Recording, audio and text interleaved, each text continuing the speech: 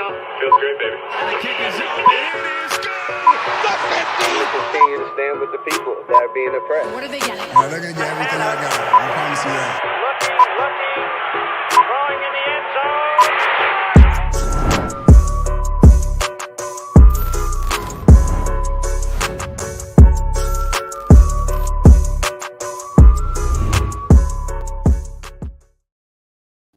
Ladies and gentlemen, welcome to the post-game show. We are your hosts, 49365 on Frontline Sports Media. My name is B Amechi. As always, I'm with JB. What's poppin', B? What's poppin', faithful? A great win, 8-6. Man, it's December football, and we're looking like we're gonna be playing for something this year, guys. Let's go. Something this year. Let's go. We can't wait to tap in with y'all in the comment section. Make sure you like, subscribe, all that good stuff. But definitely tap in with us in the comment section. Tell us your thoughts, what you felt. We're gonna go through the topics, the usual rundown, just overall vibes of the game. But we want to hear from y'all. We want to make this interactive as we try to do. Once again, this is the 49365 post game show. So much to get into with a game like this. Let's start off with this, man. I'm a little out of breath right now because I had to run down to the bodega down the street and get a Coke bottle. It's the only way I can, honor Atlanta, the city of Atlanta, the team that we bested today, the Atlanta Falcons, the home of Coke. So I had to get a little bottle. Not anything that's, above the influence. You know what I'm saying? I'm keeping it PG today. We just got the sugar overload. I also got a nice little donut next to me. Whatever you do to celebrate, whatever you need to do, whether you roll one up, light one up, drink something, it doesn't have to be alcoholic. It doesn't have to get you on. It's just, we vibing right now, man. So I want to know how y'all vibing. What are y'all doing to enjoy this win? So tap in with that. And then also I wanted to shout out JB with the Santa hat. I see you getting into the festivities. If y'all don't know, this Christmas time of the year, this Christmas season is JB's most favorite time of the year. You know what I mean? He loves this part of the year, getting everything together for the kids. And, I saw what they did with their house with the decorations out front. His oldest daughter FaceTimed me and showed me kind of what they did. So shout out to everybody who's doing something around the house festive for the season. But let's get to this game, though. Let's talk about this game. JB, what you sipping on? Just some tea, bro. I had made the tea. I was getting ready to sit down and chill out, and I sat down, knocked the tea over, so it was just a whole bunch of tea on the ground. You feel me? But I had made my wife some tea as well, so she let me use her tea. So I got her tea, but it's all good. I spilled my tea, but it's all good. I'm drinking this tea. I had to adjust. It's next man up, next tea up. Next tea up. Hey, there it goes. We really gonna be spilling the tea on this episode. Let's start off with the overall thoughts on the game. Now, for me, it was a little bit of a crazy watch. I was FaceTiming you right before the game. I was driving to Home Depot. If y'all were tapped into our Tuesday night, the Tonight Show we have on this same channel, Frontline Sports Media. We have a show at 9 p.m. And I was saying then I just got a TV. So I was doing all these things to make sure it was installed right, mounting it up, trying to put the cords behind the wall so it doesn't show. And, I had to do a lot with the stucco and taking out pieces and stuff. And we found out some things didn't work. So I had to patch it up. So anyways, I was back and forth to Home Depot, which, by the way, if you're a DIY person and you do all those sort of things, for me, Home Depot is like the best place and the worst place at the same time. Like I love going there, but at the same time, especially if you go like in the middle of the day, early in the day where it's super packed, nobody's going to be able to help you with anything. But if you go like later on when people aren't there, right before it closes, you'll usually be able to find somebody. So just a little trick that I found. But so doing with all that, I finally came to the game. I'm not going to lie, I was like 5 minutes in. I was listening on the radio, but couldn't see it until, about 5 minutes in. So but I got the text from you as soon as, we started off the game in typical, Niner special teams fashion and, the LOL text. And, I guess like my overall thoughts, my opening statement on this game is that this was like this is like a 49ers win. Did we do what we had to do on the checklist? I wanted to like not only beat the team. Yes, beating the team is the most important thing, but I wanted to win by 3 scores. That was my challenge to the team coming in. Like Atlanta, yes, if they won this game, we'd have the same record and they would have the tiebreaker. So on that end, it was close. But when you look at some of the other metrics, some of the, details, the devil's in the details, you look at some of the details behind this team and they looked beatable. There's a lot of talk about, can we win by 3 scores? Can we win by 4 scores? Is it going to be that type of game? I wanted to see if we could do that. We did do that. Did we have our typical mistakes? Yes. We had the special teams blunders. It seemed like, they were getting a lot of yards on punt return, on kick return, and obviously the fumble. So, we have some things to clean up for sure. That's a consistent issue that better teams will be able to take advantage of. But at the end of the day, we won by 3 scores, which was a huge, thing I wanted to get off the checklist, and they got it done. Jimmy G played great game.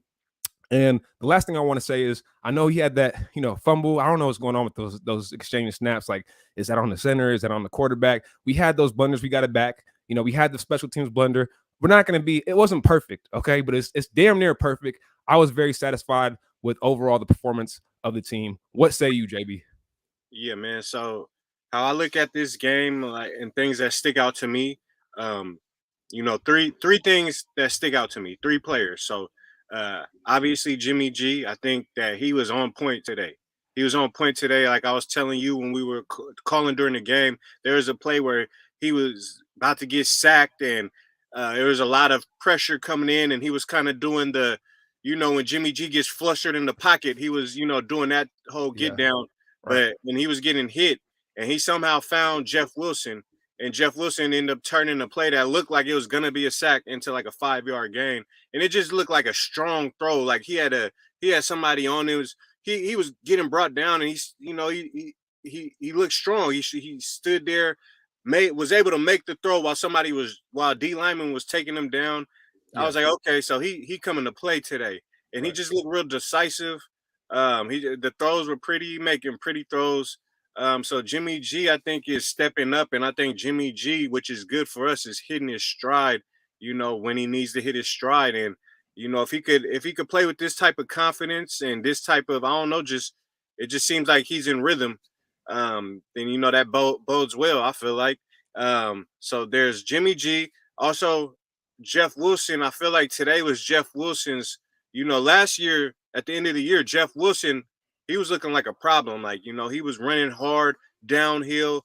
And so this year, coming off the injury, you didn't really see that too much. But today, I feel like he made steps forward.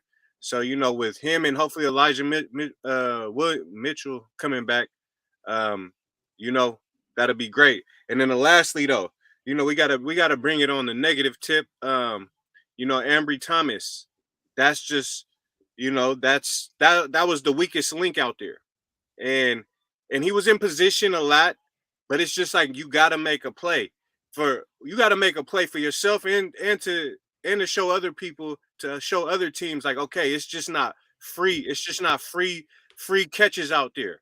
So you're in good position, but you're not getting it done. And I will say this, bro, on 4th down when the Falcons were at the goal line, I think it was in the 4th quarter. It was 4th down, and it was, the play where Jaquisi Tart, where Matt Ryan threw over the middle, and it was incomplete, and because Tart was right there, bro. It was 1-on-1, Kyle Pitts and Ambry Thomas, and I'm just like, I just feel like we got saved, because it don't matter. Like they could have just did jump ball right there. Like, why didn't you just do jump ball right there, slant right there? Make him. He has to prove that he could defend passes. He has to prove that he can make, he could, because he hasn't done it yet. So that's my thoughts. Yeah, I mean, it's tough, with those sort of things because, it's not going to be perfect. And there's a lot of ways that we know the team, we know our weaknesses. We would think that teams coming in, that if they're coached well enough, playing us, they would attack those weaknesses. You would think that other teams would, realize the situation with Emmanuel Mosley being out and see what the Bengals were able to do in the second half, and just, kind of like the weaknesses in our defenses, because we're not perfect. And you would think that they would attack it a little bit more. You saw the deep pass that Josh Norman got beat on. You saw a few to Ambry. And again, I think Ambry wasn't on Josh Norman, though. I would say that was more so on Jimmy Ward. Okay, yeah, right on. Let's not blame just the player because he's there. It's a team effort. There's zones, there's assignments. So, and again, this is a post-game show, so we're not looking at the all 22 and breaking it down to that extent, but just, kind of initial thoughts. And my point is, we have, glaring holes on our defense that, us as fans can see, and you would think other teams would attack that, but, things don't always work out that way. And with Ambry, it's tough because he's now starting, and it's also the first time we're really seeing him play in the last 2 weeks, right? We've seen bits and pieces here and there, but this is the first time that we're really seeing him play, and it's kind of a tough position to be in because when he first started, it's 5 games left in the season. Now it's 3 games left in the season. We're making that push for the playoffs. We're getting positioned. And yes, you would think Emmanuel Mosley is going to be able to come back, for the playoffs. Hopefully, fingers crossed, praying to the football gods on that one. But you would hope that he'd be able to come back. But still, like Ambry, he's being pushed into this situation where it's not ideal for a rookie to just, hit the ground running on, right? So I look at Ambry and I'm looking at like a Keller Weatherspoon, right? Where like we saw in his first, the first times that he got some action, he was there, right? He would be like in position, right? To make, but he just never would make the plays. You know what I'm saying? It was always like, what's going to happen? Like the balls, it's a 50-50 ball. Like today with the Kyle Pitts pass that almost was even caught by Kyle Pitts, let alone breaking it up. Like Kyle Pitts almost caught that on you. Or the play in the end zone, and just, he's there and the opportunity's there, but can you make the play? And it's all about making plays. Like that's what football comes down to a lot. Like, guys like Trayvon Diggs, like people are throwing at him, but he's making them plays. And, I don't want to compare with Ambry Thomas and Trayvon Diggs, but my point is like making plays, right? Matt Ryan, what was it? I don't know if it was a 3rd and goal or what the situation was. I think it was 3rd and goal. I forget who it was that was wide open on that play, but Arden Key, which we got to talk about later when we go down offense, defense, and grading out the team. Arden Key makes that play, right? So it prevents a touchdown from happening. Like the play was open, it's there to be had, but somebody had to make a play. Sometimes that's what it takes. It's not just X and O's. It's not just being in position. It's just making the play. So hopefully this isn't a trend where, Ambry can be in position, but it's still getting beasted. Hopefully he can develop and make those plays. It's just tough because right now there's those expectations as we make that push for the playoffs, as we, gear into playoff football, but he's a rookie and this is really like some of his real first experiences. So, catch 22 there, but I guess to get this show more organized, I want to get to the comment section. Faithful, tap in with us. Let us know how you feel. What was your biggest standout highlight performance? What was your biggest GOAT in the bad way of the game? Was that Ambry? Was that Jermichael Hasty? Is it somebody else that I'm not considering? What were your highlight players and, low light players, for lack of better words, for this game? Let us know in the comment section and make sure you tap in with us at 49x365. I guess we want to go down the list and break it down right now. Offense, defense, position groups, kind of what your initial thoughts were. I know you hit on a lot of things when you first started your opening statement, JB, but with offense, we got to start at the quarterback position. And it's funny because for those of y'all who were tapped into the show last week, JB had mentioned that Jimmy G is very polarizing, and there's people that he texts. Shout out to Nitty, Dope Visions out there. He texts Nitty a lot about Jimmy G's performance, and Nitty somebody who's always negative on Jimmy G. So what was that exchange like today after Jimmy G's performance today, and kind of what you already talked about a little bit, but what is your overall thoughts on Jimmy G's performance, JB? I text one of the biggest. I'm gonna just call. I mean, Jimmy G. I don't want to say hater, but just doesn't want Jimmy G to be a Niner. And he, I text him like, "Hey, Jimmy G looking nice," and he said, "True, but the Atlanta Falcons are trash." And I've seen that take on Twitter. I've seen that take on Twitter that the Falcons are trash. And basically, it's like at this point, right? At this point, everybody want to talk about Jimmy G throwing picks. Every quarterback throws picks. He hasn't been throwing that many picks this year. If you look at the totality in comparison to him and the rest of the league, I believe he's at 8. Oh shit, the green came down. I believe he's at 8. But I mean, I don't know. He was balling today. I just love his. I like the confidence that he's playing with. I like, I just like the energy, the vibe he brings, and I mean he's playing good. He's playing good right now. What can I say? He's playing good, and we're a problem with him playing how he is. What about you? Yeah, I mean, he throws interceptions and he doesn't have as many passes as some of the other quarterbacks. And but when he's clean and he could cut down the turnovers, he did have the fumble. And again, I don't want to put it all on him. I don't know what the issue is with those center exchange, and we got it back, but like that's happened before this year. It's not like this is like a usually it's like a one-off kind of play, and it somewhat is. It's only the second time I want to say it's happened, or third time I want to say it's happened this year. But it's something to be cleaned up. But that's a minute thing. I mean, it could have been big. It could have been a turnover. Let me throw that out there. But in terms of playing quarterback, like the quarterback position, the usual things that happen in the ebbs and flows of a game. This was a game again. One of the things that we do well, like I feel like playoff football, it's all about matchups, right? And we're talking about getting to the playoffs. You're saying you feel the confidence that Jimmy G is giving us heading into the playoffs. Playoff football, a big part of it, right, is about matchups. And not only matchups, but like, what do you do well? And do you have an identity? And can you do what you do well, right? And I just feel like our run game is getting better. Like Elijah Mitchell's still out, but Jeff Wilson, like you said, we'll get to the running backs, but Jeff Wilson, coming off the injury, the first few games he was in was essentially his preseason, right? That was he needed the opportunity to rev up into things and get that engine started. So now you see him like he's really coming back to form. And when you add that with Elijah Mitchell coming back, I don't think Trey Sermon's going to be a factor for us, obviously, this year. I mean, I think you can kind of throw that out. We kind of are who we are. But it's fine. You know who you are.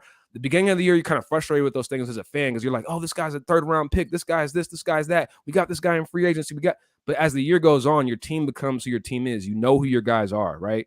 And so at this point in the season, I think our running game's getting a little bit better. So all you need in an ideal situation is for Jimmy G to manage the team, to manage the offense, he's not going to have that many pass attempts, but be accurate, be decisive, all those sort of things. You talked about that, about to get sacked, throw off to Hasty. It's funny because I was listening to the radio at that point. I wasn't actually back at that point. And, Greg Pop on the radio call, they were making it seem like it was like basically close to an interception on that throw. But in any case, I'm not throwing to Hasty. It was to Wilson.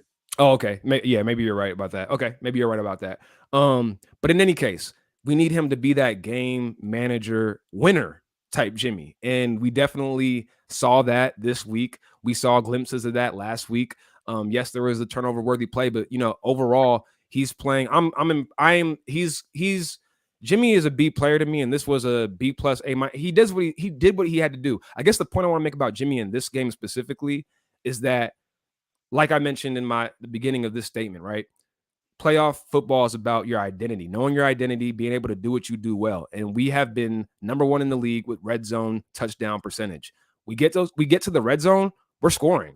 And I'm really impressed with Jimmy on that end. Like, we're scoring. Like, you feel confident that we're going to get 6 on this possession, at least, going into the red zone, right? And so, guys like Jennings being able to step up a little bit, he had some drops and, things like that. But him just getting more comfortable, I feel like, whether it's the red zone or whether it's the middle of the field, breaking tackles, making plays, Kittle's returning to being Kittle, like that's a real threat. Debo, even if you can't get the ball to him, just put him in the backfield and have him run. He's our best runner. Like the offense. I don't see an issue with Debo playing running back. I see in the comments people are kind of debating on Debo being back there playing running back, taking hits. Yeah. It's like that's the type of player Debo is. He needs the ball in his hands. He's gonna be physical, and more than other times, he's gonna be delivering the hits. But we can't. He's not a finesse. He's not Jerry Rice out there. He's not. That's just not his game. That's not our team. That's our archetype of our team. We're physical. We're gonna hit you. It's gonna be like pound after pound after pound, hit after hit after hit. When the time it's the fourth quarter, you're not gonna want to play us anymore.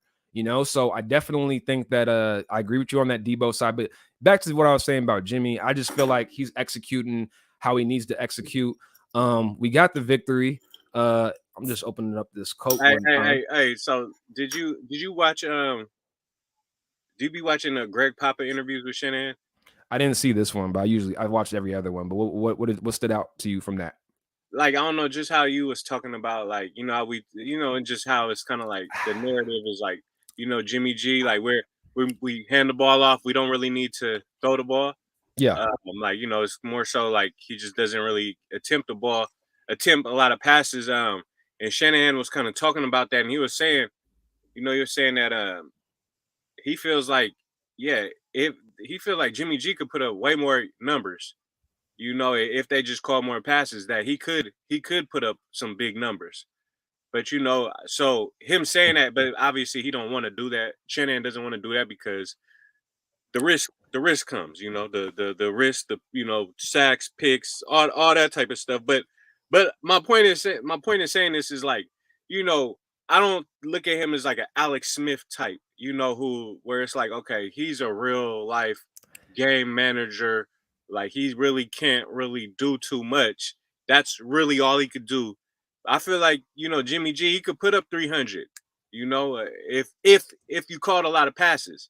Because they were talking about the 2 minute, like why in 2 minutes is he just gunning it all the time? And he's like, well, if we called more passes, he could put up a lot of numbers, but we just don't do that. So I don't know. That was just kind of Well, I think in the archetype of how our offense is, and that's the point he's making, he's not even asked to play that way, and we wouldn't right. want to see him play that way. And yeah, I mean, I don't take too much from that comment. Because of course he's gonna say, he could, if we wanted to, he could score, he can throw for 400 yards a game. But he volunteered that information though. It wasn't like like they were asking. Yeah, I gotta see it. I don't have context of it, so I gotta see it. They were But talking about the 2 minute drill, like the 2 minute drill. Like, oh, I hear that. I hear that. No, I get it. I get it. But my point is, like, he's the coach of the team. Like, what do you think he's gonna say? Like that, this is like, what is he supposed to say? Of course, he's gonna say that. He could say. I mean, he don't have to.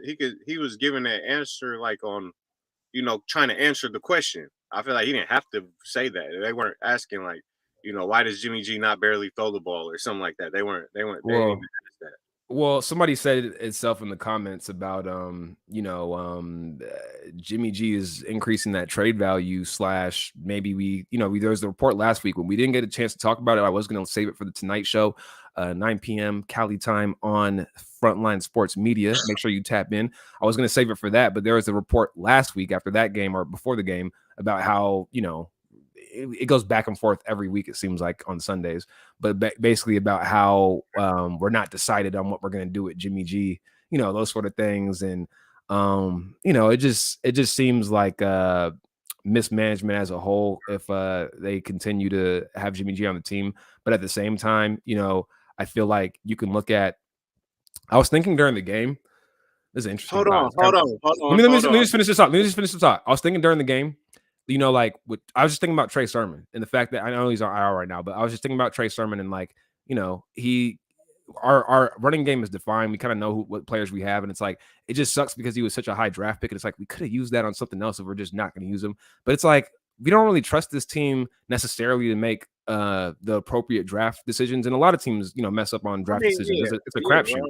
Yeah, I know. Yeah. But my point is it's a crapshoot anyways. Like, so, if their whole thing with Trey Lance, like if they don't feel comfortable, like even maybe they want to sit him for 2 years, maybe they just want to keep Jimmy until the wheels fall off. Like, is it really that crazy if they don't feel like they're comfortable with where Trey Lance is at, and they just want to keep Jimmy, and the whole cap implications are all things that I think are crazy about that, but they like the way he's playing and they want to keep that thing going. Like, could they actually do that?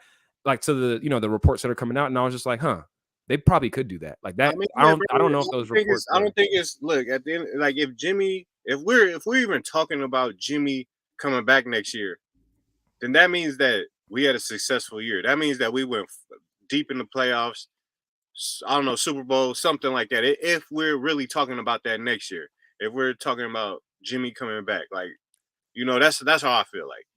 So if that is the case, then I don't look at that as mismanagement. That's why I wanted to say, hold on, because I wanted to get I wanted to get our debate vibes on. But it's like, how is that mismanagement? That's okay. You made the trade. Because why make the trade? Because you didn't know if Jimmy was going to play well or if he was going to be injured. Then that would be mismanagement. No, it wouldn't. It would just be yeah. I think you can make an argument that you can make an argument that would be mismanagement. You did not manage your strategy, your expectations, your understanding of who you have on your team, how they would play. Like you did not, you weren't ready for that, and you invested and took away opportunities in other places that you could have improved your team to put to that. That's you, but that's how you would make that debate, and that's why it would be mismanagement. That would be the argument for that. I know you could disagree with it, but that would be the argument for it. I'm saying, I guess it's just like, okay, well, if we're successful, then what's the problem? Like if we're successful, if Jimmy G takes us to the Super Bowl, wins the Super Bowl, whatever it is, and then next year we want to play him, then that means that it's like, okay, well, that's not a bad thing. That's a great scenario you bring up. Let's bring up a more likely scenario of what if we don't win the Super Bowl, and that's where the questions lie. Like, yeah, you can easily say, I think JB, to your point, like, yeah, Jimmy G wins the Super Bowl. At the end of the day, that's the ultimate goal. Anything that results in that, like it doesn't matter. Like nothing matters other than winning that Super Bowl. So yeah, if Jimmy G does that, great. They did excellent. But the scenario comes in play. Like, what if that's not the case? Then if Like, it's not the then you ask the case, questions. then if it's not the case, and especially if it doesn't look, like if it's if he struggles, or if if we go to the playoffs and it's kind of reminiscent of 2019 where he can't throw the ball and he's kind of looking like, today he looks like you're gonna win because of, not just because of Jimmy, but Jimmy's gonna really, he's an asset. He's something that's gonna, a weapon that's gonna help you win. That's how it looked like today. 2019 in the playoffs, it looked like everybody else, and just make sure you don't mess it up, Jimmy. So if we get to the playoffs and it's like today where it's like, okay, I don't think the Atlanta Falcons isn't. We'll see how they finish off, but that's not the typical playoff team. But I see what your point you're making. Go ahead. You're saying if it looks like today, obviously it'll be better teams, but if it looks like that, better teams, but he could.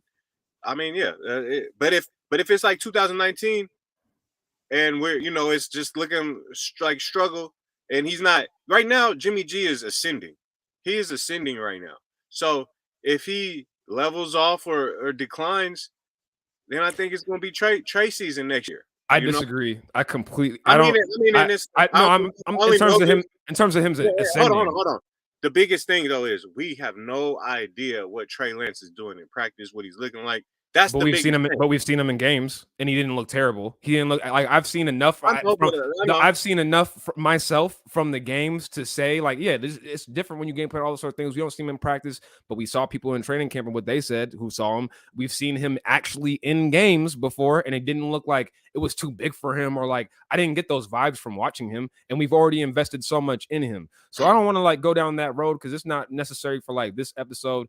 But something you said stuck out to me about the whole Jimmy G conversation and Jimmy G notion, which I'm gonna have to like retrain, get that train of thought coming back. But let's get to some of these comments, man. Jimmy G might be playing himself out of a trade, or at least getting the Niners a second round pick. I mean, second round pick, that's pretty high, but the way he's playing. Oh, this is what I wanted to say. You said Jimmy G is ascending. I would debate that. It's not a knock. I'm really confident with his performance. I think he balled today. He did what he needed to do.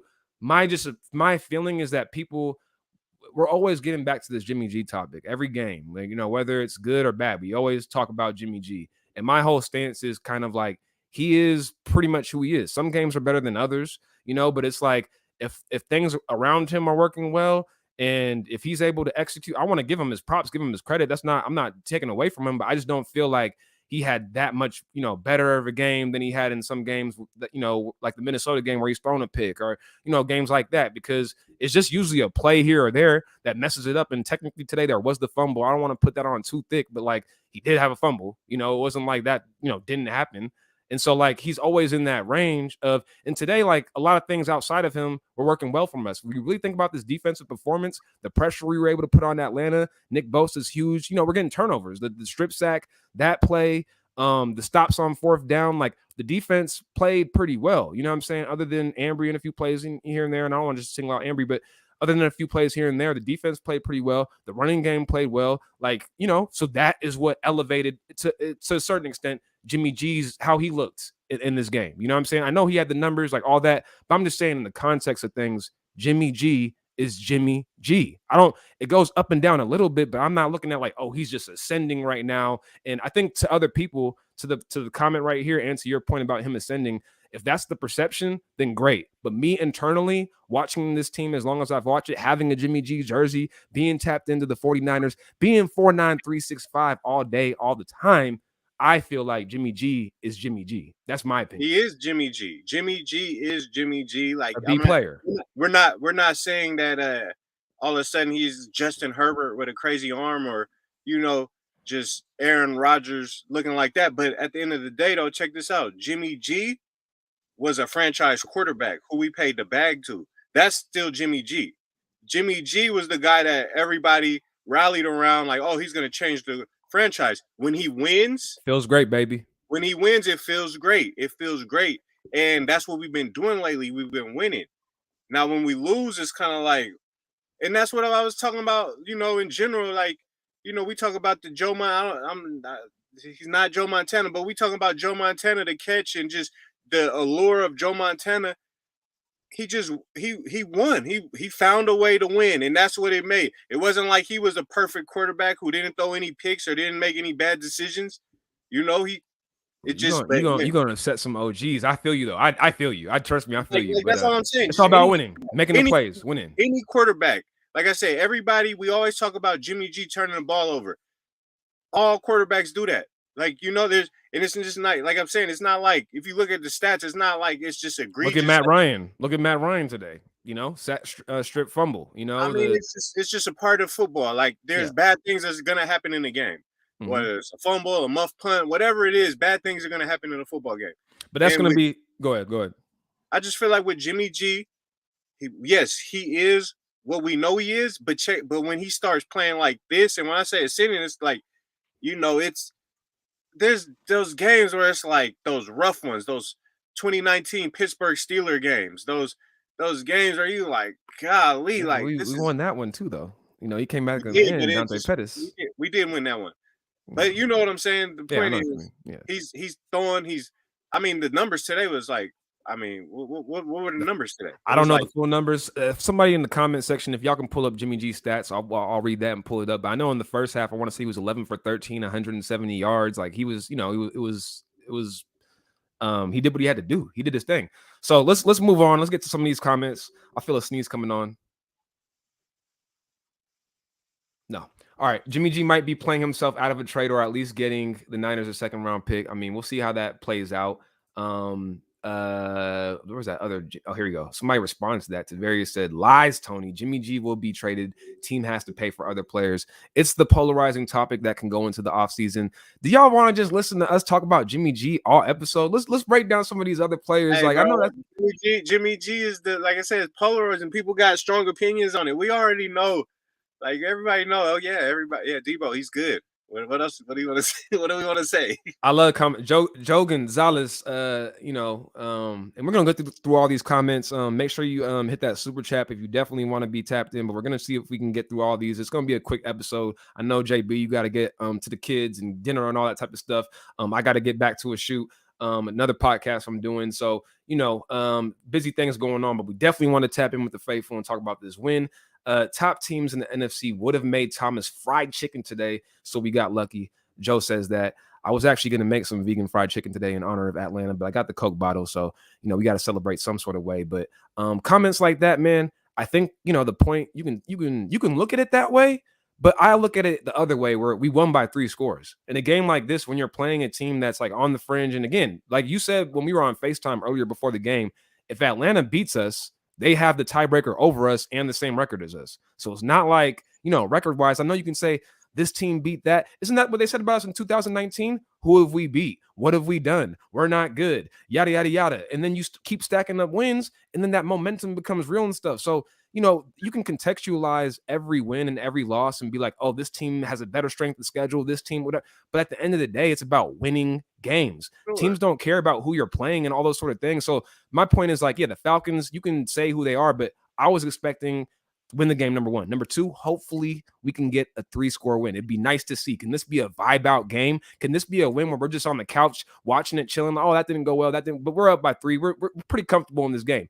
That game was comfortable. Obviously, didn't get off to that sort of start. The first quarter was a little like, how's this game going to go? But after the first quarter, it was a comfortable win. It was a comfortable win. You never really felt truly threatened by the Atlanta Falcons after the first quarter, in my opinion. So with that being said, what do you want? That's just what I would say to Joe Gonzalez. The Ambry time. The corner situation is cause for worry because that is our weakest link. And at the end of the day, what they, the saying is, you're only as strong as your weakest link. And when you're going against Tom Brady and Aaron Rodgers, how are we going to match up? Let's look at the glass half full perspective from Sir Juju, not Smith Schuster. The more he gets attacked, the more he's going to learn how to cover better. That's one thought. That's one opinion. That's a thought and that's an opinion, but to me, it's like, bro, like you have to show and prove. Like you can't just you get like, or he could get worse. He could lose his confidence. So it's like until he starts making plays, you can't say like, oh, he's gonna make a play. Like I don't. I You got will, yeah, and I will say like Ambry, and this is another comment about Ambry, from Darius Ali. I know he definitely was tapped in last week. We appreciate you tapping in again, Darius. One of the listeners out there. But I wanted to say about Ambry, it seems like kind of those are killer vibes of he's there, but he wasn't making the plays. But I just feel like when he was attacked, again, I want to see more. He is a rookie, so it's like we're judging him more harshly, I feel like, because we're towards the end of the season, even though this is like really the first time that he's getting in.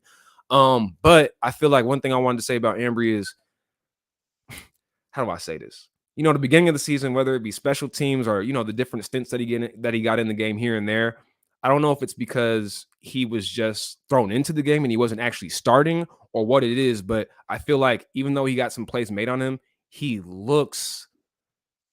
I feel more confident about him than I did earlier. Do you know what I'm saying? Like just in terms of how, yeah, and just in terms of how yeah. he looks. No, Like I mean he's in position and exactly, like, and he looked like he looked like, this is the thing I was saying about with Trey Lance when he came in against the Seahawks, the Cardinals, all those sort of things. It's like, do you look like you at least like belong, like, do you look like you just belong to be in the NFL? Or do you look like, oh, like this guy just absolutely sucks? He didn't look like that today. I know he got beat he on didn't some look points. like that, but at the same time, he didn't do anything to really be like you do belong. You can like you didn't like he was every time he was And targeted, yeah, he's completion touchdown. 2 weeks in a row, he got touchdowns on him. So and the rookie comment, right? I just feel like people always throwing out he's a rookie. Like, okay, well, I mean, what there's when if you're gonna ball, you're gonna ball. When Debo was a rookie, he was balling. When Nick Bosa was a rookie, he was balling. If Fred Warner was a rookie, he was doing his thing. He was balling. Denzel Ward, keeping it to corners as a rookie in Cleveland was balling. I don't know. I'm trying to think of other rookie corners that I have been mean, it's just like I successful. just feel like a lot Yeah. of people when are rookies, they come in and you could not to say that all rookies are finished products, but I mean, a lot of rookies like it's not like you could just get burnt all the time. Oh, he's a rookie. He'll be better next year. Like You he know, got to show us something. My point is show us something. you know, Show us something to be excited about as opposed to just, oh, he's just a rookie. Like, okay, well, what are you doing out there? Like, what are what are you you doing? doing? I don't, What are you you doing know. out there? I feel that, JB. I feel that, JB. I wanted to break down the whole team overall. Maybe we'll get to some of the things we don't get, but I think we should just go through the comment section because there's some good stuff in here. Appreciate y'all tapping in. Since having Debo back there, we've been winning games. A lot of people saying they're not a fan of Debo.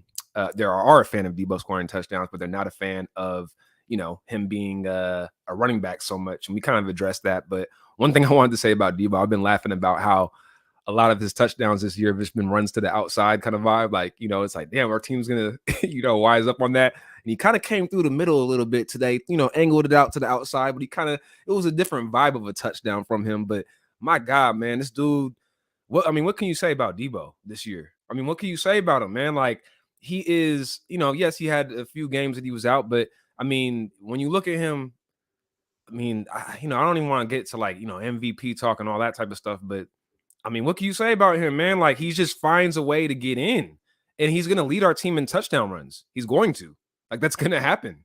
You know what I mean? And you definitely, Debo, if you're having an all versatile, all Swiss Army knife team, like all, like I said, Swiss Army knife type team, definitely going to have Debo on there. You know what I'm saying? Hey, you want to know something crazy too? What's up? I didn't even know, but the Greg Papa thing, he was talking about Kyle Shannon was talking. They were talking about Cordell Patterson, and he was saying like He was trying to get him. He was going to come. they really like he was really about to come Like in 3 free times they agency. talked to him. They thought that was going to happen. Like if we had How would that have looked, man? But that's typical.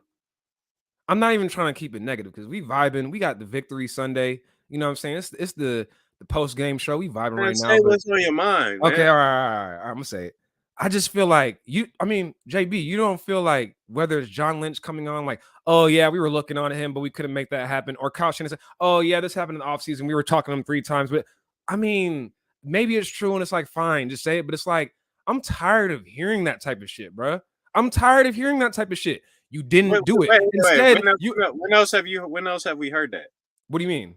Like I'm saying, like Like what whether it's like what is making you say you're tired of it? okay, whether it's like OBJ, I'm trying to think off the top of my head, like those type of scenarios. We wasn't in the mix for that. They always, I'm saying, like in the past they'd be like, oh, we've had like as soon as somebody is gone, like, oh, we've had conversations about it, but you know, it didn't work out, or you know what I'm saying, like you don't feel like, I can't off the top of my head think of all the very specific times that's happened. Faithful, y'all tap in with me if y'all on my side or if y'all on JB side on this, but I just feel like I don't want to hear like, oh yeah, we talked to him 3 times. One of the times he said his agent was they were signing the paperwork, but he had to use the bathroom. By the time he came back, you know, the paperwork was gone. The other time, you know, we were at his house ready to sign him, but Atlanta Falcons, you know, they had a previous relationship, so we decided, like, I don't need to hear he's not on our team. He's not on our team. No, He's having a great season. Great, you know. The difference with you decided to bet on Jalen Hurd.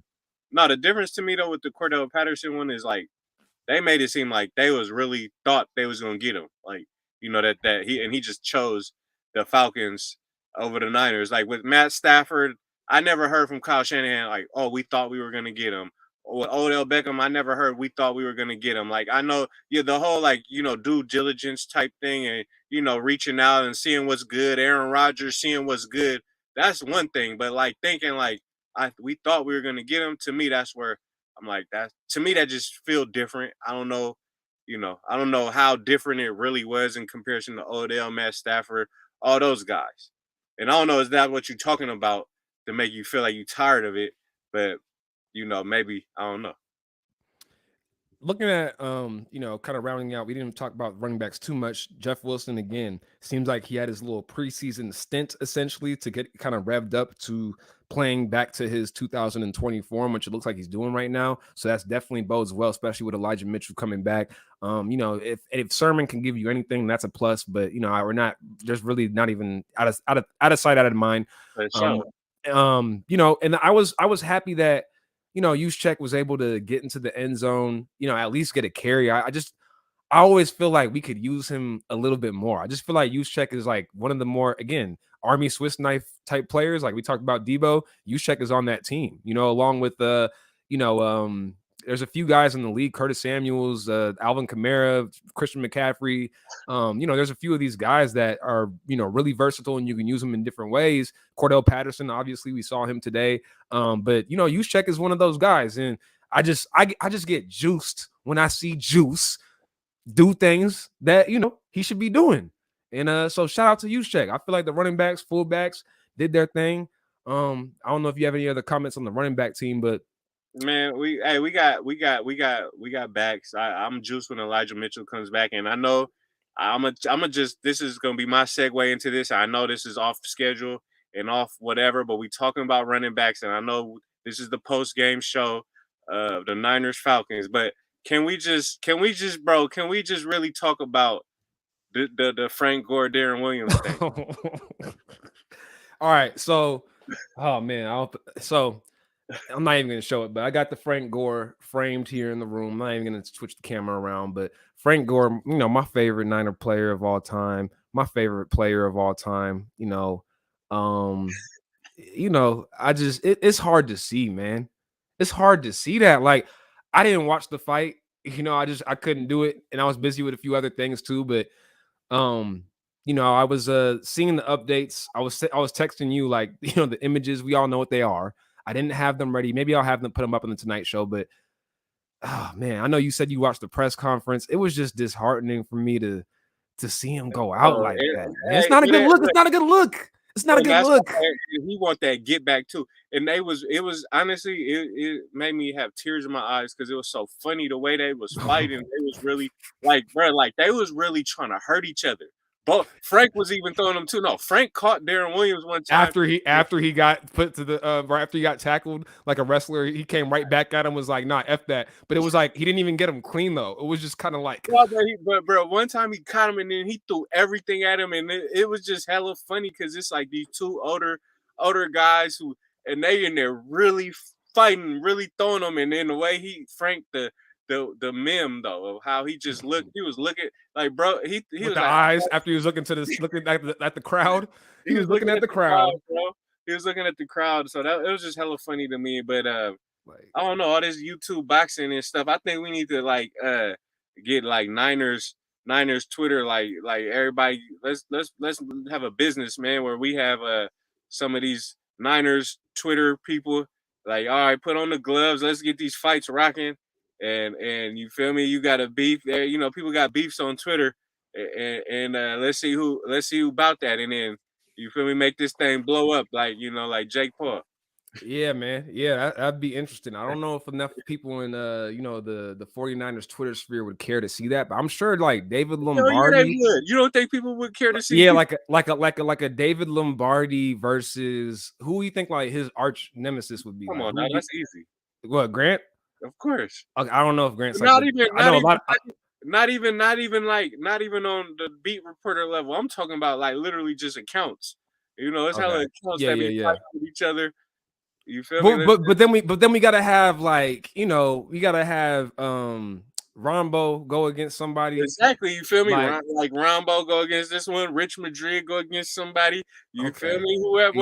whatever. That would be hella funny. That's what I'm Hey, I ain't saying. gonna lie. Hey, we gotta set it up. We gotta just be the Don King of it all. You know what I'm You saying? know? Like we gotta be the Mayweather Productions. You know what I'm saying? Like Hey, putting this all together, making the plays. You that's what know? I'm saying. Because people got steam. People can say they got. I know somebody in there feeling like I'll do it.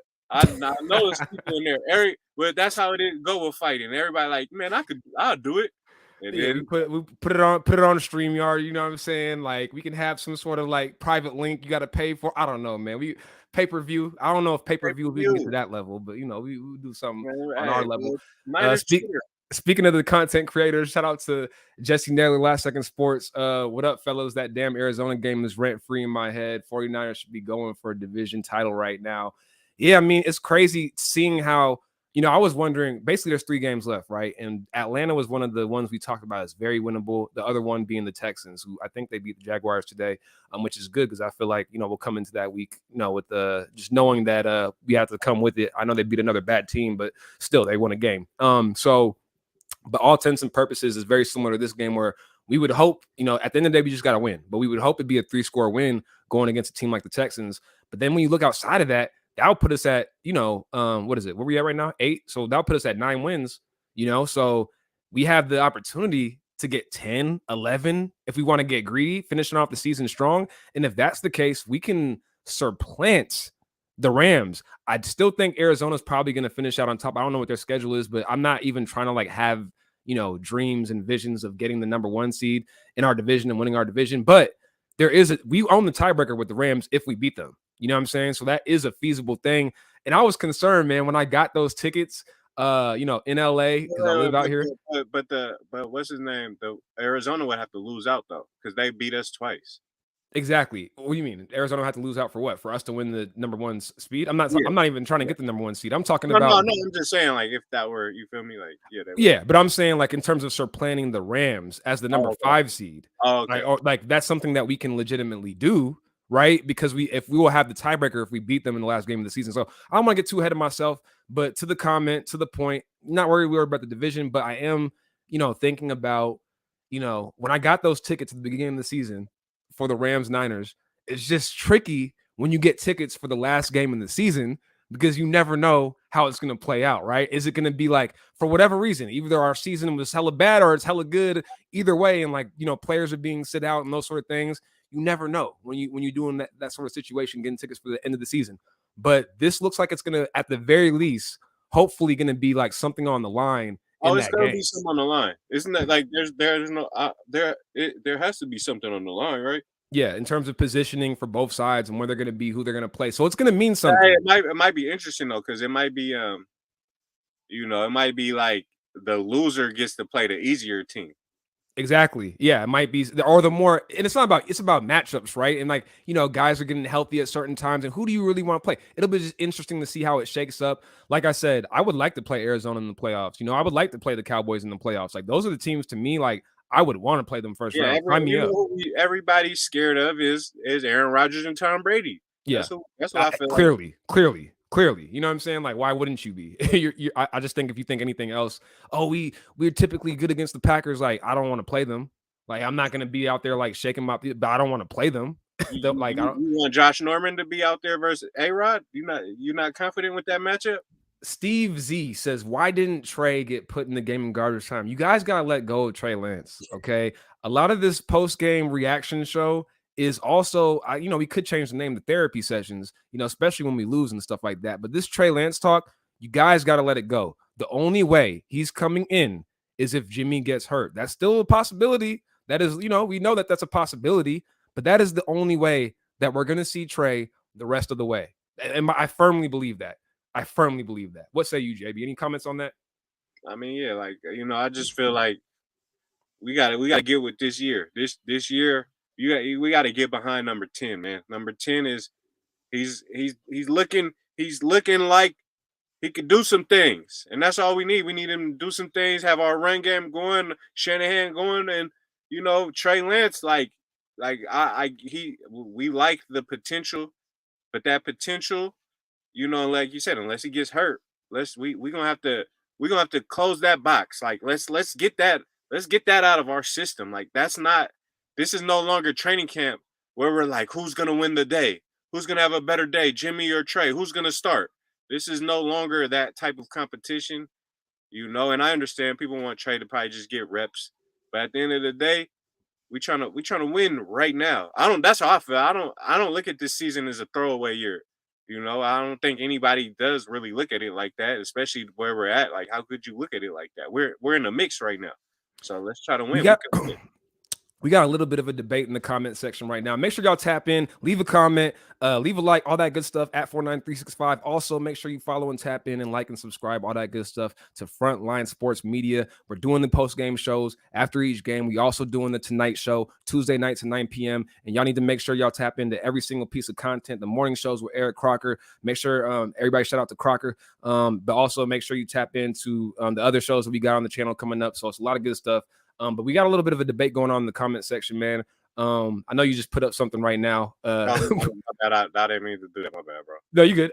So we got 4-9 Bloodline. Shout out to him, man. He's been a day one. That's the homie right there. Teams judge QBs way different than fans. No team will give up a second round pick for Jimmy G. But then just a few seconds later, we got somebody saying that Jimmy G is easily worth a second round pick right now if teams are desperate and he continues to succeed as a first round trade. So we always talk about the polarization of Jimmy G. Like, this is what we're talking about. People can look at the same performances and say, look, he's not, no way in hell he's second round pick. Somebody's saying he's borderline first round pick. So we'll see how it ends up being when it's all said and done. Hey, this one to me, this comment right here, I forgot to mention that about last week. You remember when Juwan Jennings made that? Yes, he was on the sideline. Yep. Getting hyped, and then he was doing that this today too. Trey Lance getting hyped up, when you see the teammates. So that's a good sign. It's like, okay, he's engaged. He's engaged in the game. He's not just like, with his jacket on, sitting down. Like he's a part of the team. That's great. That's great. But like, that is great, but I just feel like there's no buts with that. It doesn't mean anything. The but is that it doesn't really mean anything. Yeah, but there's no buts. I mean, he's just being there. That's what like, I'm saying. I'm not saying it's a bad thing. I'm just saying the but is like, it doesn't mean anything. He could do all that, and Nick Mullins, like a lot of people could be great, like cheering people on, but Nick Mullins lap. Yeah, and I hear you, but I feel like to that comment about Trey in the last 2 weeks and body language, we talk about body language a lot. Football is a kid's game. It's a game. You know what I mean? Like it's supposed to be fun, especially when you're up and you're winning and you're making plays. Like, it's football. Like, it should be fun. And I feel like it's good to have that like youthful exuberance on your team, especially from your quarterback. It's not a bad thing. Like that's a good thing. I think we need to make some sound bites that I can play, as videos and some of these shows and whatnot. I want winners. Y'all know what that's from. Y'all know what that's from. You know what I'm saying? The press conference with Singletary. I think I need to chop that up, man, and put. I like this kind of party. But a football life on Singletary, man, that boy is a fool. and he hit you with the eyes too. He hit you with the eyes too. That's the eyes before that. Yeah, but Singletary was hella funny. Man, let's see. I love the trash franchise stat that people were trying to make something out of. Fastest 49ers to 10K. What is this about? I think it's about. I think he's kind of slightly hating on Jimmy G right now. Honestly. Okay. Okay. So he says 18 for 23, 235 yards and a touchdown. I'm surprised because I feel like he had 170 in the first half, if I'm not mistaken. I know we ran the ball a lot more in the second half, and we did, which was impressive because the Atlanta was trying to stop the run. They couldn't do it. They couldn't do it. And I think they said that our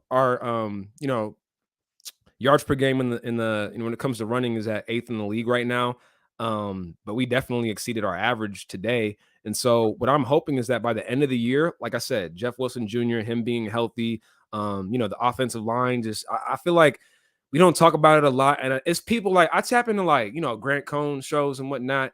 And it just feel like when people break down the offensive line, it's usually I just feel like it's kind of I don't always feel like I'm looking at the same thing because I look at all the teams we play, and I just feel like, yes, our defensive line, obviously we have Bosa, and now Arden Key's coming along. I want to talk about him a little bit more, but I just feel like looking at our team versus the other team, I just always feel like our offensive line is not that bad. Especially when you look at like the NFL as a whole and like all these teams struggle at offensive line. I don't feel like our offensive line is that bad. Obviously, we have Trent Williams. You know what I'm saying? Like, even I haven't noticed McGlinchey's absence that much. Me personally, I just haven't it's not like usually. I mean, McGlinchey, like, come on, it's like McGlinchey. I know they said he was great in the run game, but come on now, McGlinchey was getting put on Twitter reels like damn near every week. He was becoming like a liability type on pass protection, and mentally, I didn't have confidence in Mike McGlinchey. JB, he was a leader on the team. Okay. I guess. Anyways, man. I guess. Hey, this comment says I know two gyms that would host that here in SF. We was talking about the fight. I just literally this could mean nothing. I'm just literally throwing this out. If you feel like you got hands and you would like to get in the ring with one of these Twitter people, then write in the comments. Right? Like what weight you are. Because I see people arguing in the comments, like we should have a forum. Fast you are and be like, if you're willing to, I don't know, put like a fist emoji or something. Like if you're really willing to really step in the ring and do it, because we're gonna put on these these fights right now, man. Yeah, so we should make a form, right, with all the pertinent information, height, weight, when you'd be, I don't know, just basically all the information that we would need for the fight, right? And anytime we see, whether it's in our comment section, whether it's in Frontline Sports Media, whether it's in, David Lombardi or Grant Cohn, we just need to tweet out that form, and so we can organize this, get all that together, and figure out what we're gonna do. That's what we need to do. A lot. I don't want to be because there's women too, but a lot of us men. A lot of men be disgruntled, so we might need to take out some frustration. And hey, it's all good. And it's a way to just the Twitter, over the internet. It's a lot of energy, extra energy, kind of comes in. Twitter fingers, it's like okay, let's show who about that for real. Like if you about that for real, or you not about that. I just want to point out, when you have a victory like we did, when it's a 3-score victory, you can talk about these type of. We just vibing right now, man. Isn't that feels good, man? Like you just vibing. It's a chill game. Like it's okay to have these during the season. It's a long season. We got 3 games left, and then it's the playoffs where it's like do or die. I appreciate this win so much. So once again, faithful. I haven't seen too many comments about it. Like, how are you enjoying this win? Like, are you sipping on something? Are you rolling it up? Are you eating something good? Are you, what are you doing to enjoy this win? I want to know. Are you doing anything to tribute to Atlanta, the team, the city that we just took over and beat? You know what I'm saying? I appreciate this win. That's why I got this Coke bottle. Shout out to Atlanta. Ain't it kind of crazy? Like, I don't know if this, like, but after a win, I don't know, it just makes you feel like more positive regarding my own life. Like, I'm like, like if I have things to do or whatever is going, it's like make you feel a little more like, what, we could really persevere. We could really get this done. And in them days when you lose and it's just like, man, whatever, man, this shit weak. Like, whatever. Like, all right, got another day. Cool. Man, we got this win. I was apologizing to my fiance about some things from earlier in the day. I'm like, hey, you know what? I was effed up in this situation. I'm sorry. Like, I'm sorry. That wasn't what I should be doing. Like, it's positive energy and good vibes. Let's just kumbaya. Can I get a hug? Can I get some love? Yeah. Like, that's what it brings out of you. Like, that's what it just all that positivity, man. So How are y'all enjoying the win? What are y'all doing to vibe out? What is your positive outlook? Let us know in the comment section, man. We just vibing. The refs tried, but got beat in the second half. I didn't really notice the refs in this. Oh, the Arden Key play. Man, you can't. I never really talk about the refs because it's like it goes both ways, and that's a part of the game. You were saying it earlier, like so much of what we talk about the offense, the defense, the different ways that you can break down stats, the different ways that you can break down Jimmy. Somebody said earlier in the comment section that Matt Ryan and Jimmy G have the same stats at the end of the day. Like you can break down all these different ways to look at the game, but it's like Michael Jordan said in that Steph Curry conversation that I brought up last week, it's about winning. Like it's about winning the game. It don't matter like what obstacles you had. The refs are a part of the game. It's a part of this game. Like it's not perfect. They make mistakes. That's why I don't like talking about the refs. Obviously, there's some calls where it's like really affects the outcome of the game. Man, Obviously, the Arden Key one was tough. It was tough, and they scored, but you still have to overcome it, right? And we did. You know what I'm saying? Like it's like, and yes, it could be costly in other situations, but what are you gonna do? It's a part of the game. They messed up. We can talk about it. I'm not saying like I appreciate the comment. We can talk about it, but I've always been one that the refs are a part of the game. You got to overcome that, man. We got to win, and that's what we did. So, hey, bro, like, hold on. This is what I'm talking about. Freak Stomper. No. Yeah, Freak Stomper, and then the homie Jesse. They've been kind of going back and forth in the comments, and I'm just like, okay, how about a friendly? How about a friendly fade? You feel me? Just a friendly. Let's get off these comments and let's make some bucks. How about that? Let's make some fun.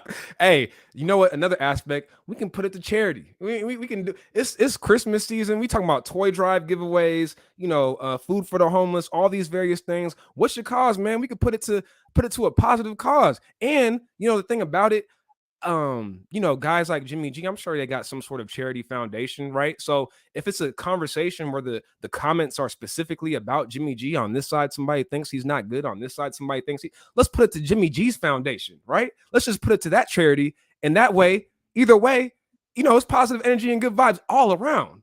Yeah, Oh, look at I'm 6'2".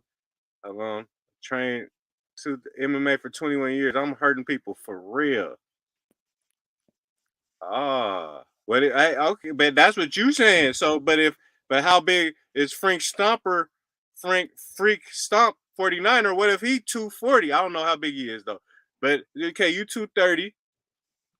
Frank's with a name like that, you know what I'm saying? You know what I'm saying? Like, what if he like, hold on, I've been doing MMA too. Hey, yo, speaking of physicality, that's all I'm saying. You never know. You never know who you could be talking to. Somebody, you never know. You never know. Speaking of physicality, I wanted to get to this comment real quick. I know you put another one up, but Ayuk out there blocking. He was. Ayuk, I mean, it just goes without saying, like it's so down on the list that we're not even talking about it. But Jimmy G had some of those throws in the middle of the field where Ayuk got a little bit of that yak. I was kind of talking about wanting to see a little bit more of that this year, or towards the end of this year. And, another game where Ayuk just putting things together. You know what I'm saying? And you had Jennings making some plays. JB, I see you still smiling. What's going on? What you looking at, man? Oh, no. I mean, they just nothing really. Another comment, man. Debo is the hope Niners fan been waiting on. No lie. Honestly, the squad we have now, if healthy, would be playing in the season, the Super Bowl. Well, I mean, it's just so interesting because you have so many perspectives on the team. But, when you are winning these games, and basically we're in a position right now where we beat the Texans, and we got to do that first. But we beat the Texans, and we're above 500. Like, that's what it is. Wait, say that again? We beat the Texans, and we're above 500. What you mean for the year? Yeah. And it's like that's like no matter what. Exactly. And like that's what it is. Like when you started the season, like I predicted 10 wins. You know what I'm saying? And it's like at the end of the day, that's still very much in play. And like we kind of are who we are. Everything started shaping out. And I'd rather finish off the season hot as it looks like we are, as opposed to starting off hot. And we have the same record right now as the Buffalo Bills, who Buffalo Bills most people would consider, well, I don't want to say most people. They've had their issues running the ball, things like that. But my point is, like, we have some work to do. It's 3 games. We have work to do, but it's good to be optimistic right now, especially after a win like that. Oh man, yeah, it's gonna be a lot of Frank Gores out there. We put this boxing thing to action, but shout out to Frank Gore. I'm gonna have to have some clips of that when we do a Tonight Show later this week at 9 p.m. Some of the do that again, JB. I might have to screenshot that. I don't know. You was doing your Bro, best. that was the funniest thing I ever seen. I ain't gonna lie. What else we got, man? I don't know if you have any other thoughts. I did, I don't want to make this too long of a show. It's already an hour. Man, I thought, like I said, I thought it was I think it was a great win. Real quick. Shout out to Arden Key. Wearing that 98, it's like, did we even need Butler? I like him, bro. Honestly, I like our D line. Like, I don't really look at. I feel like all of them, like even Street number 95. Yeah, he made some plays. And then I like the new Ebukam. What's his name? Ebukam. Amenihu. Yeah. I gotta confirm if he's Nigerian or not. I don't think he's Nigerian, but shout out to all my Nigers. I don't know. I don't think he's Nigerian though. But yeah, he's in there making plays, looking athletic. I mean, and we knew coming in, the Falcons, I think Matt Ryan's the most hit quarterback, but still, similar to what I was saying about the 3-score win, we still got a strip sack. We still got pressure on him. We still affected a play where somebody was open in the end zone and, Arden Key came up and made the play. We still overcame a BS call, but made a sack that didn't count. Like, you know what I'm saying? Like, we still did what we needed to do. I'm not worried about them. I'm worried about us, and we did what we needed to do. So I just wanted to highlight the defensive line because them boys are playing right now. And when we come to playoff time, we've already talked about the cornerback position. If Mosley's not going to be there, and even if he is coming off an injury, how's he going to look? That is our weakest spot, right? What's one way to get better at that and to mitigate that a little bit? Having an effective defensive line. And they're doing what they need to do. So you got to tip your cap to them. You got to give a shout out to those boys out there being physical, like some of these folks need to be in the Twitter comments. So, Hey, yeah, on the real, man, we're going to promote that like every time, it probably ain't gonna come overnight, but we're gonna get one of these beefs. We're gonna get somebody in the gym. We're gonna have some, it's a lot of, like I said, they be doing put the guns down, put the gloves up. We're gonna say put them Twitter fingers down and put the gloves up. And we're gonna promote that. That's what we're gonna promote. And we're gonna see when you're going to get in there, you're going to mix it up, then people going to have a lot more respect for one another because they're going to be like, you know what? You was man or woman enough to just step come up. There. Exactly. To put, to make it happen. You know what I'm saying? But again, if we were to do something like that, it had to be with a positive, it's all about positive cause. We just having good time. And,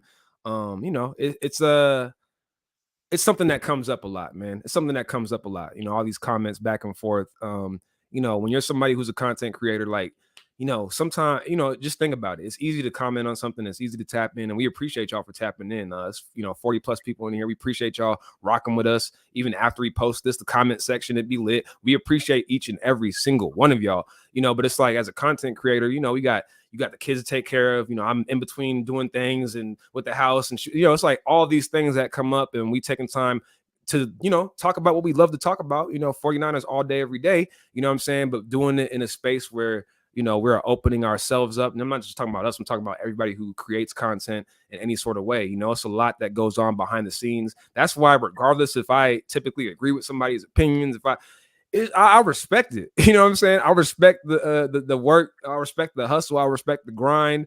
And a lot of sometimes these takes, like with a lot of content creators, it's like, you want to do things that gets views and things like that.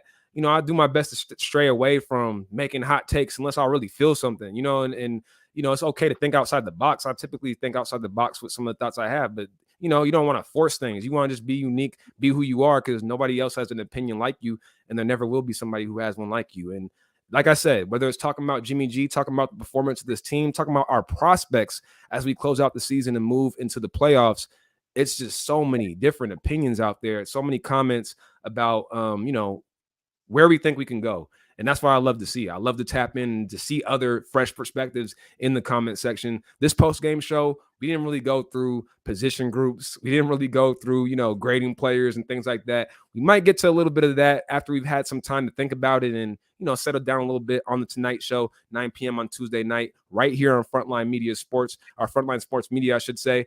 So make sure you tap in, like, subscribe, all that good stuff. But I feel like it was important to kind of just go back and forth with the comments, vibe out. Because again, a victory Sunday, nice win, 3-score win over Atlanta Falcons team that was trying to take our spot in the NFC seedings for the playoffs. So they didn't get it done. We got it done. You got to give some respect and some props and tip your caps to the guys, the good guys who got it done, man. The 49ers, it was a great win. JB, I don't know if you have any other closing statements, closing thoughts. Oh man, no, just like you said, I'm excited that we won. Excited that we're 8-6, I believe, and let's go into the week. Quick week too. Quick week. This running into Tennessee 9-4. So we can't even enjoy this one for 24 hours. Like they be talking about 24 hours. It's Thursday night, so this is what, a Tuesday. Wait, when is no? I thought I I don't thought know. I thought we Where- were playing. I thought we were playing the Texans next. So I'm tripping. Hold on, who we play next? Bro, we playing the Titans on Thursday night, bro. I did not know that. I thought we were playing the Texans now. I'm tripping. Nah, You're we right. got You're yeah. right. You're right. That's this Thursday. Wow. So it's good to get a big win like that. Coming in. Did the Texans lose to the Steelers today? Yeah, they Or, lost. my bad. My bad. The Titans. They lost to the Steelers today. Yeah, they lost. They lost. But I didn't really see that game, but they lost. So they going. We already know they got a pretty good record, and so that team. That team is definitely. I feel like that's like they come in with that Vrabel energy, that like real tough. I don't know. That's just the brand they have. Like they just real tough. But before this game, we thought earlier in the season it would be Derrick Henry, it would be bully ball. Thursday night. It's a you got to mark it off as a loss. Going across country Thursday night, short week. But we had a big win. Like I don't want to say like guys weren't resting per se, but we should have some players healthy. Coming in Thursday night, I just look at the game differently now, and the momentum we have, and then following that up with the the Texans and the Oh Rams. no, for sure. Like I mean, it's not the same if Derrick Henry was there, but it's still like I said. I mean, they still. I just feel like that whole team, the way they're gonna play is gonna be. I'm just imagining a real physical, like hard to get, a kind of frustrating type game. Exactly. Expect nothing less. But that's going to do it for the post-game show, the victory show. You already know what it is, man. 49365. Make sure y'all tap in with us at 49x365. We appreciate everybody in the comment section, keeping it live. It's a lot of activities going on in there. Like JB said, we may have to transfer this over to a different energy, a different arena to make something happen. But for right now, it's on to the next one. Like JB said, the Tennessee Titans Thursday night. Definitely tap in with us on Tuesday night, 9 p.m. Cali time on this channel, Frontline Sports Media, for the Tonight show that we're going to have. And also make sure y'all tap in on Wednesday at 6 p.m. with Jasper Show's Niner Talk. You already know what it is. Tap in with them. They're doing a great thing over there. So make sure you like, subscribe, all that good stuff. Like I said, my name is B Amechi, and as always, I'm with JB. Man, we out, man. Faithful, appreciate y'all, man. Appreciate y'all in our comments, man, showing us love and support, man. We rocking with y'all, man, no matter what. So we appreciate it. And like he said, hey, maybe we gonna put them gloves up. So we gonna, I don't know, I'm gonna keep talking about that because I don't know. Hey, and Crocker, man, if he ever gets to this point in the podcast, this is on your show. Hey, man, Crocker, you got the platform. If Crocker put it up, if he put up who want to throw down, I know some people gonna be ready. So whoever's gonna be ready, we gonna see what it is, and it'll be some nice entertainment. That's what I'm gonna say. Activities. Well, the Frank Gore really started all this off. So we'll have to talk about that on the Tonight Show. But we appreciate y'all, faithful. Tap in with y'all, and we'll see y'all next episode. One. All right, hey.